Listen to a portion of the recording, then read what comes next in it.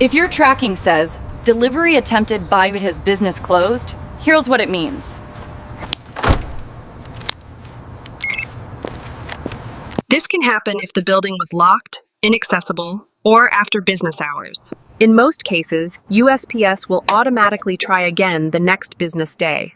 If the first attempt was on a weekend, redelivery usually happens Monday. If delivery fails again, the package is held at the local post office. It will stay there for up to 15 days before being returned to the sender.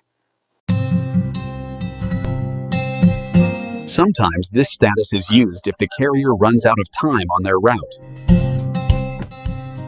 You can schedule redelivery online using the USPS redelivery tool. Or pick it up at the local post office listed in your tracking. Bring a valid photo ID when picking it up. Also check for a peach slip, PS Form 3849, with instructions when picking it up.